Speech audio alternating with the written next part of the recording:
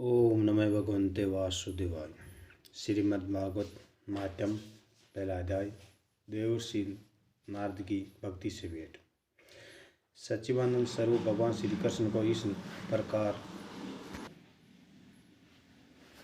नमस्कार करते हैं जो जगत की उत्पत्ति, स्थिति और विनाश के हेतु तथा आध्यात्मिक, आदिदेव, आदिभौतिक तीनों प्रकार के तापों का नाश करने वाले हैं। जिस समय श्री सुखदेव जी यज्ञोपवीत संस्कार भी नहीं हुआ था तथा लाखों के वैदिक कर्मों का अनुष्ठान का अवसर भी नहीं आया था, तभी उन्हें अकेले ही संन्यास लेने के लिए घर से जाते देकर उनके पिता व्यास जी वीर से कातर होकर पुकारने लगे, बेटा बेटा तुम कहाँ जा रहे हो। उस समय वृक्षों ने तन्मय होने के कारण श्री सुखदेव जी की ओर से उत्तर दिया था, ऐसे सर्वभूत हृदय स्वरूप श्री सुखदेव मुनि को मैं नमस्कार करता हूँ। एक बार भागवत कथा अमृत का रसावादन करने में कुशल मुनिवर सोनकन जी ने नेमी शरण क्षेत्र में विराजमान महामंत्री सूजी महाराज को नमस्कार करके उनसे पूछा। सोनकन जी बोले, सूजी आपका ज्ञान अज्ञानकार को नष्ट करने के लिए करोड़ों सूर्य के समान है। आप हमारे कानों के लिए रसनाई अमर स्वरूप सारगमित कथा कहिए। भक्ति, ज्ञान और वैराग्य से प्राप्त होने वाले महान विवेक की वृद्धि किस प्रकार होती है तथा वे सुन लोग किस तरह इस माया पर मोह से अपना पीछा छुड़ाते हैं। इस घोर कली काल में जीव प्राय आसुरी स्वभाव के हो गए हैं। विविध क्लेश में एकांत इन जीवों को शुद्ध देवी शक्ति संपन्न बनाने का सर्वश्रेष्ठ उपाय क्या है। सूत जी महाराज, आप हमें कोई ऐसा उपाय साधन बताइए जो सबसे अधिक कल्याणकारी तथा पवित्र करने वाले में भी पवित्र हो तथा जो भगवान श्री कृष्ण की प्राप्ति करा दे, चिंतामणि के लेवल अलौकिक सुख दे सके और कल्प वर्ष अधिक से अधिक स्वर्गीय संपत्ति दे सकता है। परंतु गुरुदेव प्रसन्न होकर भगवान का योगी दुर्लभ नित्य वैकुंठ धाम देते हैं। सूजी महाराज ने कहा, सोनगन जी, तुम्हारे हृदय में भगवान का प्रेम है, इसलिए मैं विचार कर तुम्हें संपूर्ण सिद्धांतों का निष्कर्ष सुनाता हूँ जो जन्म मृत्यु के भय का नाश कर देता है, जो भक्ति के प्रभाव को बढ़ाता है और भगवान श्री कृष्ण की प्रसन्नता का प्रधान कारण है। मैं तुम्हें वह साधन बतलाता हूँ, उसे सावधान होकर सुनो। श्री सुखदेव जी महाराज ने कलयुग में जीवों के काल रूपी सर्प के मुख का ग्रास होने के त्रास का अत्यंतिक नाश करने के लिए श्रीमद् भागवत शास्त्र का प्रचार किया। मन की शुद्धि के लिए इनसे बढ़कर कोई साधन नहीं है। जब मनुष्य के जन्म जन्मांतर का पुण्य उदय होता है तभी उसे इसे भागवत शास्त्र की प्राप्ति होती है। जब श्री सुखदेव जी राजा परीक्षित को यह कथा सुनाने के लिए सभा में विराजमान हुए तब देवता लोग उनके पास अमृत का कलश लेकर आए। देवता अपना काम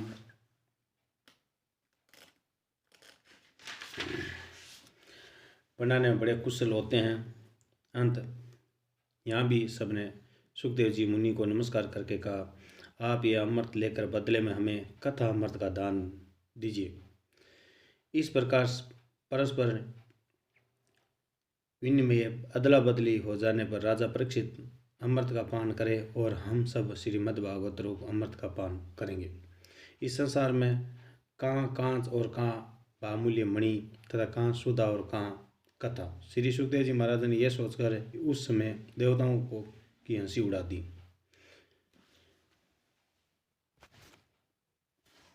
उन्होंने भक्ति शून्य कथा का अधिकारी जानकर कथा अमृत का दान नहीं किया।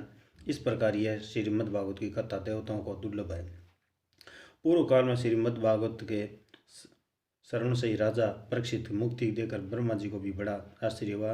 उन्होंने सत्यलोक में तराजू बांधकर सब साधनों को तोला, अन्य सभी साधन तौल में हल्के पड़ गए। अपने महत्व के कारण भागवत ही सबसे भारी रहा। यह देखकर सभी ऋषियों को बड़ा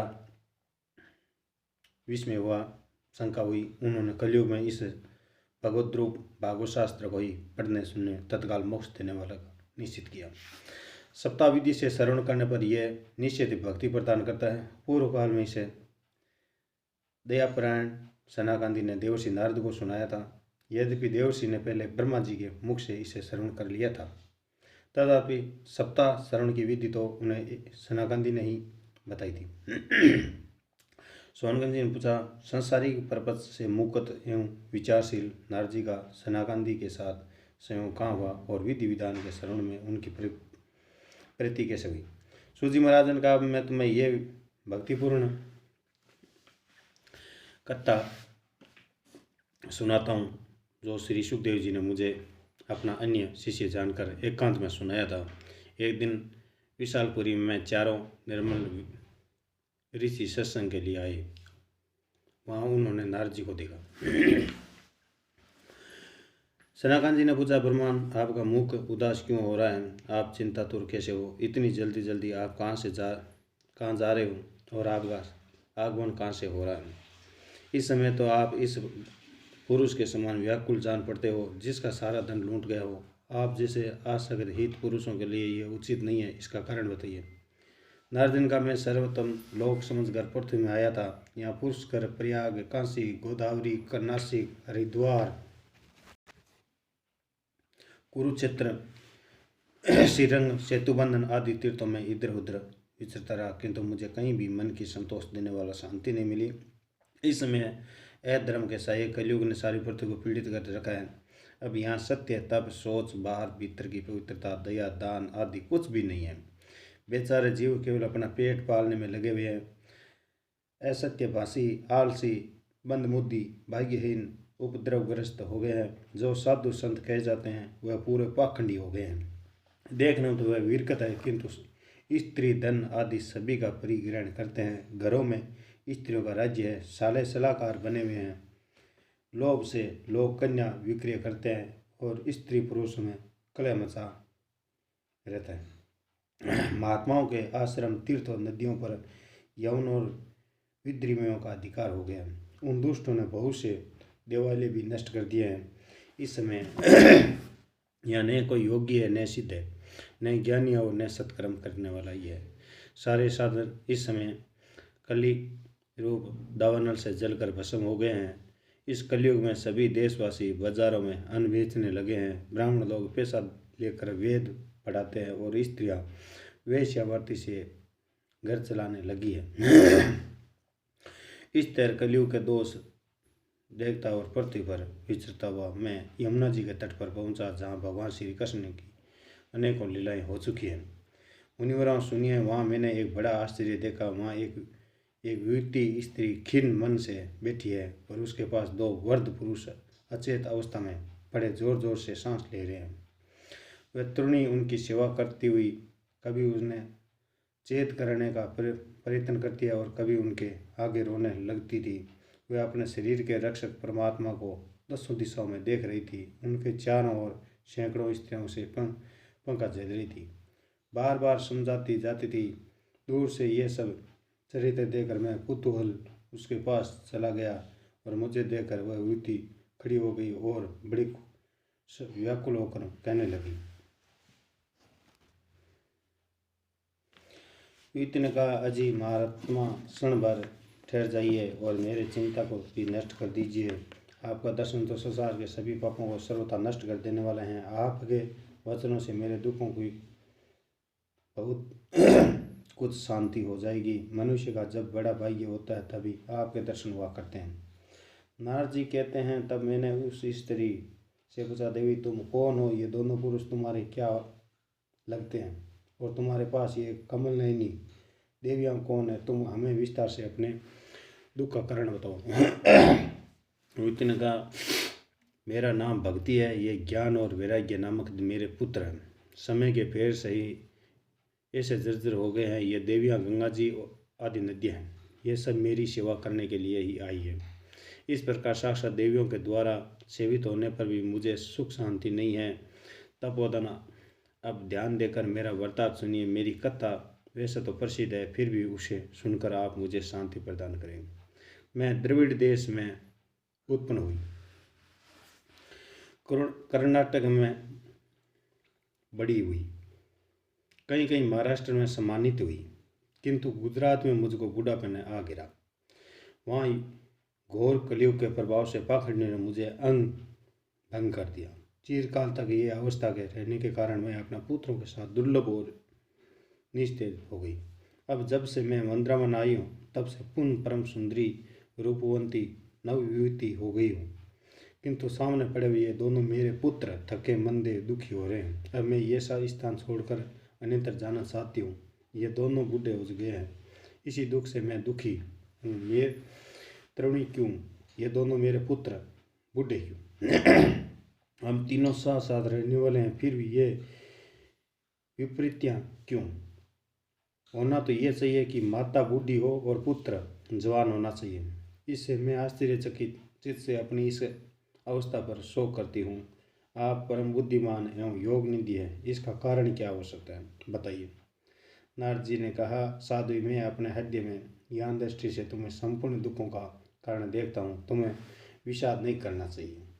श्री हरि तुम्हारा कल्याण करेंगे। सूत जी महाराज ने कहा, मुनिवर नारद जी की एक क्षण में ही उसका कारण जानकर कहा। नारद जी ने कहा, देवी सावधान होकर सुनो, यह दारुण कलयुग है। इसे इस समय सदाचार, योग मार्ग और तप आदि सभी लुप्त हो गए हैं। लोग सटता और दुष्कर्म से लगकर अगासुर बन गए हैं। संसार में जहाँ देखो वहीं सत्पुरुष दुख से पलायन है और दुष्ट सुखी हो रहे हैं। इस समय जिस बुद्धिमान पुरुष का धैर्य बना रहे वही बड़ा ज्ञानी या पंडित है। पृथ्वी क्रमश प्रतिवर्ष शेष जी के लिए भार रूप होती जा रही है। अब यह सुनने योग्य तो क्या देखने योग्य भी नहीं रह गई है और न इसमें कई मंगल ही दिखाई देता है। अब किसी को पुत्रों के साथ तुम्हारा दर्शन भी नहीं होता। विषय अनुराग के कारण अंधे बने हुए हैं। जीवों से उपेक्षा होकर तुम जर्जर हो रही हो। वृंदावन के सहयोग से तुम फिर नवीन तरुण हो गई हो। अंत ये वृंदावन धाम धन्य है जहाँ भक्ति सर्वत्र नृत्य कर रही है। परंतु तुम्हारे इन दोनों पुत्रों का यहाँ कोई ग्राहक नहीं है, इसलिए इनका बुढ़ापा नहीं छूट रहा। यहाँ इनको कुछ आत्म सुख भगवत स्पर्श जनित आनंद की प्राप्ति होने के कारण ये सोते से जान पड़ते हैं। भक्ति ने कहा, राजा परीक्षित ने इस पापी कलयुग को रहने क्यों दिया? इसके आते ही सब वस्तुओं का सार नहीं जाने कहाँ चला गया। करुणा में श्री हरि ने भी ये अधर्म कैसे देखा जा सकता है। मुझे मेरा यह संदेश दूर कीजिए, आपके वचनों से मुझे बड़ी शांति मिली है। नारद जी बोले, बाले, यदि तुमने पूछा है तो प्रेम से सुनो। कल्याणी, मैं तुम्हें सब बताऊंगा और तुम्हारा दुख दूर हो जाएगा। जिस दिन भगवान श्री कृष्ण इस भूलों को छोड़कर अपने परम धाम को पधारे, उसी दिन से यहाँ संपूर्ण साधना में बाधा डालने वाले कलयुग आ गया। दिग्विजय समय राजा परीक्षित की दृष्टि बढ़ने पर कलयुग दिन के समान उनकी शरण में आया और ब्राह्मण के समान सारग्राही राजा ने यह निश्चित किया कि इसका वध मुझे नहीं करना चाहिए, क्योंकि जो फल तपस्या, योग और समाधि से भी नहीं मिलता, कलयुग में वही फल श्री हरि कीर्तन से ही भली भांति मिल जाता है। इस प्रकार सारहीन होने पर भी उसे इस एक दृष्टि से सारियों को देकर उन्होंने कलयुग में उत्पन्न होने वाले जीवों के सुख के लिए ही इसे रहने दिया। इस समय लोगों के कुक्रम में प्रवृत्त होने के कारण सभी वस्तुओं का सार निकल गया है। पृथ्वी के सारे पदार्थ बीजहीन भूसी के समान हो गए हैं। ब्राह्मण केवल उन अनादि के तपोवश घर जन को भागवत की कथा सुनाने लगे हैं, इसलिए कथा का सार चला गया है। तीर्थों में नाना प्रकार के अत्यंत घोर कर्म करने वाले नास्तिक और नार की पुरुष की रचने लगे हैं, इसलिए तीर्थों का भी प्रभाव जाता रहा है। जिनका चित्त निरंतर काम, क्रोध, महान लोभ और तृष्णा से तपता रहता है, वह भी तपस्या का ढोंग करने लगे हैं, इसलिए तप का भी सार निकल गया। मन पर काबू नहीं होने के कारण तथा लोभ, दम, पाखंडियों का आश्रय लेने कारण शास्त्र का अभ्यास नहीं करने से ध्यान योग का फल मिट गया है। पंडितों की यह दशा है कि वे अपनी स्त्रियों के साथ भैंसों को रमण करते हैं, उनमें संतान पैदा करने की कुशलता पाई जाती है। भक्ति साधन में वह सर्वथा अकुशल है। संप्रदाय अनुसार प्राप्त हुई वैष्णवता भी कहीं देखने में नहीं आती। इस प्रकार जगह जगह सभी वस्तुओं का सार लुप्त हो गया है। ये तो इस युग का स्वभाव ही है। इसमें किसी का दोष नहीं है। इसे पुंडरीकाक्षन भगवान बहुत समीप रहते हैं, ये समझ रहे हैं। सूजी महाराज ने कहा, सोनकन जी, इस प्रकार देवर्षि नारद के वचन सुनकर भक्ति को बड़ा आश्चर्य हुआ। फिर उसने जो कुछ कहा वो से सुनिए। भक्ति ने कहा, देवर्षि आप धन्य हैं, मेरा बड़ा सौभाग्य था जो आपका समागम हुआ, आपका मिलन हुआ। संसार में साधुओं का दर्शन ही संसद सिद्धियों का परम कारण है। आपका केवल एक बार उपदेश धारण करके कया दुष्यंत प्रहलाद ने माया पर विजय प्राप्त कर ली थी। ध्रुव जी ने आपकी कृपा से ध्रुव पद प्राप्त किया था। आप सर्वमंगलमयी साक्षात श्री ब्रह्मा जी के पुत्र हैं। मैं आपको नमस्कार करती हूँ। ओम नमः भगवन्ते वासुदेवाय। ओम नमः भगवन्ते वासुदेवाय। हरि ओम तत्सत तत्सत तत्सत।